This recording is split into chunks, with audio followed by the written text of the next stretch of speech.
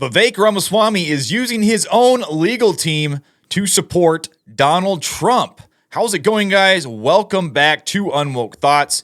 Today, we are talking about this whole situation between Vivek and Donald Trump. Now, what is going on here? Why is Vivek using his legal team to support Donald Trump? Well, Vivek does not like these efforts by the states such as Colorado and Maine to take Trump off the ballot.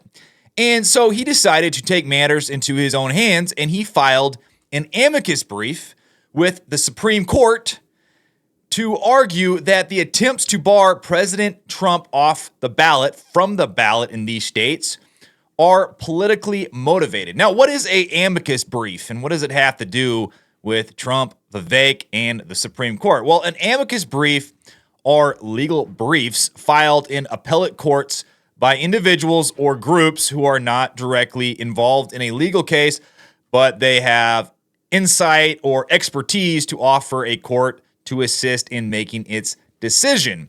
And in this case, Vivek Ramaswamy, he has been very vocal about the decision of Colorado and Maine to take Trump off their ballot, and he decided to file this brief with the Supreme Court.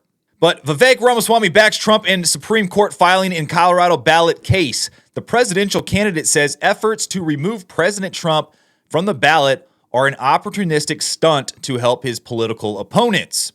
Republican presidential candidate Vivek Ramaswamy has stepped in to support President Trump in his efforts to remain on the presidential primary ballots in Colorado and Maine. In an amicus brief filed with the U.S. Supreme Court on January the 11th, attorneys for Mr. Ramaswamy argue that attempts to bar President Trump from the ballot are merely a politically motivated attack, you don't say, orchestrated by Democrats who doubt they can beat him in a fair election. Now, I don't know if this is a surprise to anybody after the 2020 election, but the Democrats are looking to do it again, and they have to get they have to use their imagination a little bit. So, of course, they have used indictments. They have tried to go after him for criminal charges. They have taken his mugshot. They have attacked Donald Trump from literally all angles. Like, what else can they do to try to take this guy down? But there is an obvious reason why President Trump is the only presidential candidate in American history to face a challenge to his qualifications under Section 3. Democrats fear the potential consequences of Trump's election in 2024 more than any party has ever feared the victory of an opposing candidate, they wrote. I wonder why that is. I wonder why these Democrats, and in many cases, even some Republicans, I wonder why they fear Trump so much. I wonder why. Maybe it's because he has this mindset that puts America first. Donald Trump is the original America First candidate. It's kind of odd. Whenever a candidate comes out and they start talking about things that would enrich the United States of America, that would rebuild these cities, clean up these cities, close our borders to where we're not being overrun by illegal immigrants, making our country great again. Whenever a candidate comes out and talks about that, why do these Democrats, these leftists, in a lot of cases, these Republicans, which is what we call rhinos, why do they get all up in arms? Why do they get really nervous and they start freaking out and they start finding all these different ways to take these candidates off the ballot? Just look what's going on with Trump. Look what's going on with Vivek Ramaswamy. He's another America First candidate, and he's getting attacked as well. Although he's not getting attacked as much because he doesn't have the polling that Donald Trump does. But this goes on to say, histrionic screeds, warning of a potential Trumpian dictatorship. I like that. Histrionic screeds have proliferated in the pages of mainstream publications. Now, this is actually true. This is actually true. And watch this. Let me give you an example of some histrionic screeds. Now, yes, speaking of histrionic screeds, Whoopi Goldberg says Donald Trump is going to make all the journalists and all the gay people disappear. I'm going to be, on day one, I'm going to be a dictator. Who says it to you, tells you, I'm going to put you people away. I'm going to take all the journalists. I'm going to take all the gay folks. I'm going to move you all around and disappear you. If that's the country you want, you know who to vote for. If that's not the country you want, you have to make a decision. So yes, if that's the country you want, that's who you should vote for. Someone who's going to take all the journalists and all the gay people and make them disappear, according to Whoopi Goldberg.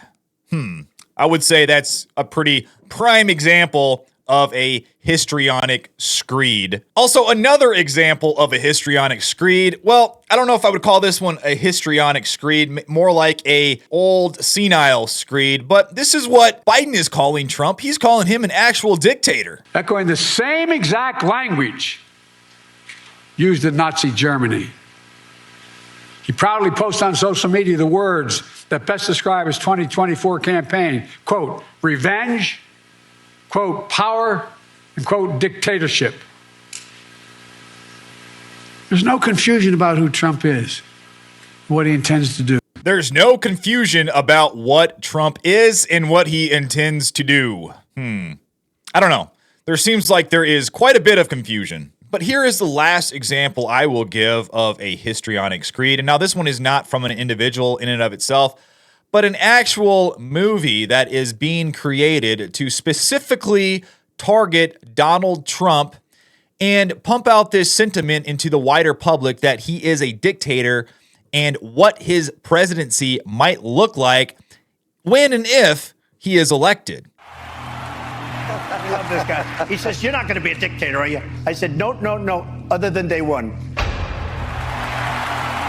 As my first order of business, I hereby declare martial law. Citizens of the new America, here are today's announcements. Supreme Leader Donald Trump proclaims the 4th of July will no longer be celebrated as Independence Day. In honor of our 2021 Patriots, January 6th will now be recognized as our great nation's birthday. All citizens are required to participate in quadrant festivities. Failure to do so will be met with harsh punishment and immediate incarceration in your local detention camp.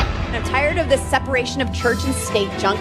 Effective immediately, all children are now considered spiritual soldiers of MAGA. Regardless of rape, incest, or health of the woman, abortion is now illegal. Anyone caught providing or receiving an abortion will be charged with murder. Do you believe in punishment for abortion? There has to be some form of punishment. For the woman? Yeah, there has to be some form. Due to previous liberal indoctrination, all schools are hereby closed. All citizens must participate in their quadrant's book elimination celebration festivities.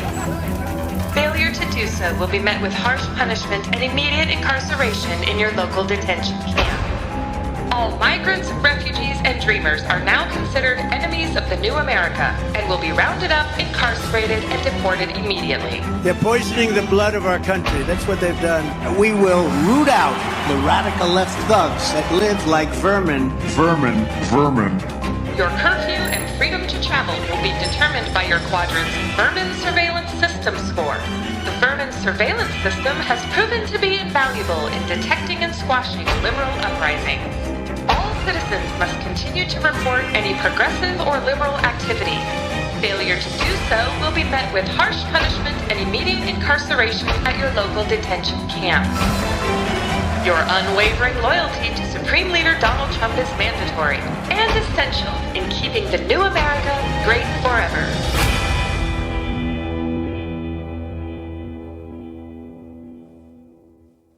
So yes, histrionic screeds. It's no wonder why there are people like Whoopi Goldberg screaming about a Donald Trump dictatorship when you have sentiments like this being pumped out into the United States from all sides. It's no wonder you have Trump derangement syndrome all over the place and people screaming about a dictatorship of Donald Trump when you have this type of sentiment that is literally and unsarcastically being talked about in news media. People are talking about this kind of stuff, and they're not joking around. They actually believe that Donald Trump is going to be a dictator. And of course, Donald Trump, he plays with this a little bit. He knows how people view him, and he does this for attention. I think he thinks it's funny. because he said about all the people talking about him being a dictator. And he makes light of this, this conversation. He makes light of the fact that people think he is this way. So he says, I'm not going to be a dictator except on day one. I'm going to fix the border and I'm going to, drill baby drill, and he's saying it in jest, tongue in cheek, but people jump on that and it just blows up.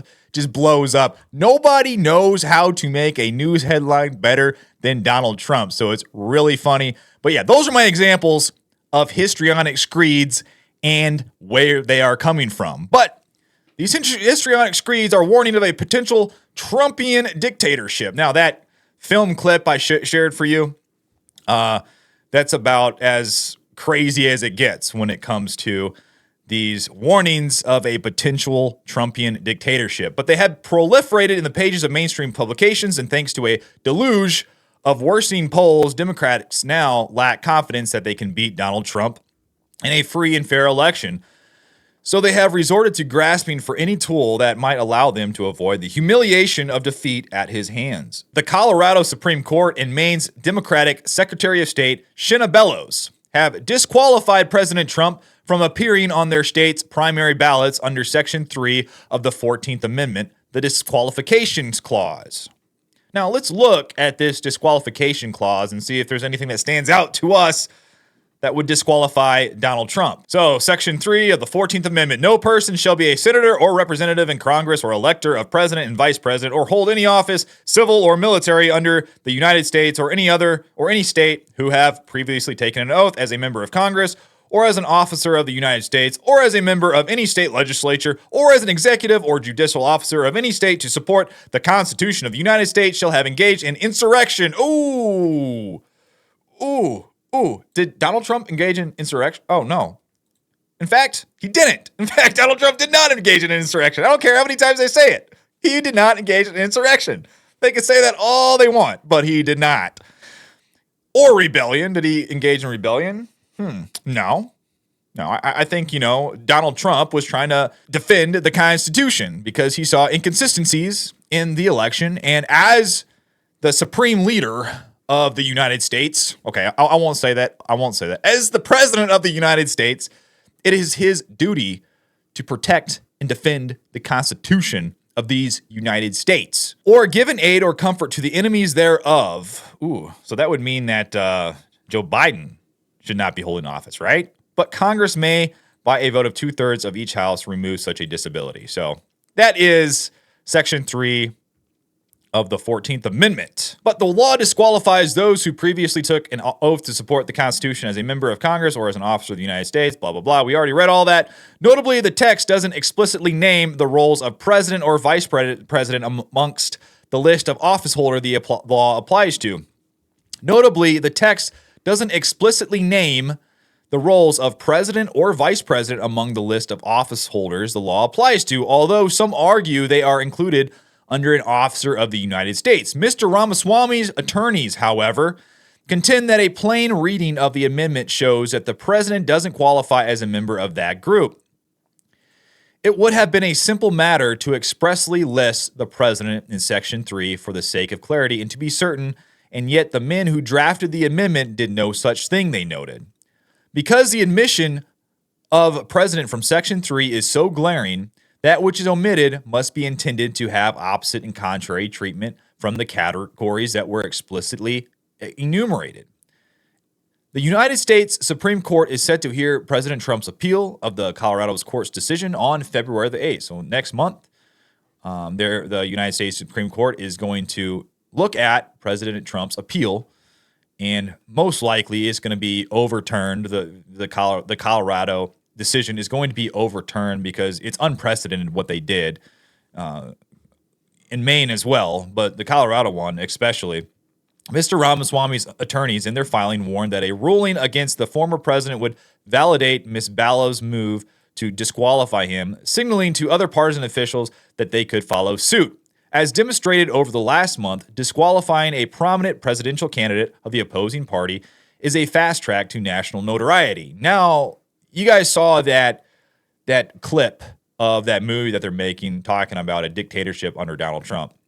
Now, I feel like them disqualifying or trying to disqualify Trump from the ballot is an actual dictatorship move. So when I watch that movie, instead of Donald Trump in that movie, I can see a Joe Biden or a Democrat, or someone like that doing those things that they say Trump is doing, which is what they always do. These Democrats, these leftists, they project onto you what they themselves do. They're projectocrats. Remember that. Democrats are projectocrats. They are the ones that are doing what they are accusing you of doing, accusing the conservatives or the Republicans of doing. The Maine Secretary of State has already appeared on CNN and MSNBC and been given a national platform to explain her decision and simultaneously to increase her name recognition. Yeah, and she made an absolute fool of herself. And although this time we have witnessed a state Supreme Court composed of Democrat appointees vote to disqualify a Republican presidential candidate, the temptation to wield ballot access decision as partisan cudgels will be universal and bipartisan. The brief also notes that as a candidate, Mr. Ramaswamy would likely benefit from President Trump's disqualification. Absolutely.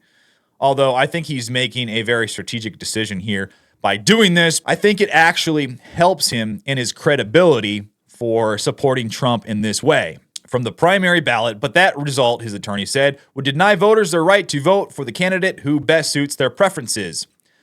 Those who seek to disqualify presidential candidates even from appearing on the ballot fundamentally distrust the American people, the attorneys wrote. They fear that the voters, if allowed to evaluate a full range of options, may make the wrong choice as perceived by the political elites. And so they seek to deprive voters of that choice entirely. That's a very good point. There is a better way, and it is the route that Mr. Ramaswamy himself has chosen. President Trump's opponents should focus on persuading voters that their candidate is the best choice. That's, wow, what an old-fashioned idea. You mean you should give citizens the power of choice, and you should trust your citizens to make the correct decision? Wait, what an old-fashioned idea. Wow. That's just mind-blowing. Wow. And then trust that the voters will choose a candidate who best meets the moment. How quaint. Now, the Maine lawsuit, in addition to this appeal to the Supreme Court, President Trump has appealed the Maine ruling to the state Superior Court. Earlier this week, he requested a stay of those proceedings pending the high court's ruling in the Colorado case. In many ways, the current litigation is wholly unnecessary unless President Trump is unsuccessful on all issues raised in the U.S. Supreme Court, his attorneys wrote. Ms. Bellows objected to that request, arguing that it would violate Maine's statutory deadline for adjudicating challenges to rulings on primary petitions. As relevant here, the statute provides that the Superior Court shall issue a written decision within 20 days of the date of the decision of the Secretary of State, i.e. January 17th, 2024, she wrote in a response. But Trump's attorneys fired back that the secretary herself had violated the mandatory timeframe to hold a hearing on the validity of his petition by granting repeated extensions to solicit and receive additional briefings. So they're just going back and forth, firing back and forth. The secretary took additional time for a practical reason. Section 336 and 337 were never intended or designed to accommodate a complex factual and legal challenge under Section 3. The state's Superior Court has yet to issue an order regarding the request for a stay. So another bold and brilliant chess move by Vivek Ramaswamy. He is supporting President Trump in his struggle to stay on the ballots in, eventually it could be multiple states. Right now it's only 2, Colorado and Maine. The crazy Secretary of Maine, Shanna Bellows, took Trump off the ballot, just decided with a stroke of her pen that she could do this. And then the Colorado courts decided to take Trump off the ballot there. And Vivek Ramaswamy is like, hey, hold on a second. I have some expertise in this matter. So I want to suggest to the Supreme Court, or make a suggestion to the Supreme Court, how you should handle this and what my opinion is on this. So it's just like a small gesture to the Trump campaign and to the people who support Trump. Like, hey, I'm on your side. I'm in this fight with you. And I think that's a brilliant strategy by Vivek Ramaswamy, because he has already made it very clear that he is aligned with Trump.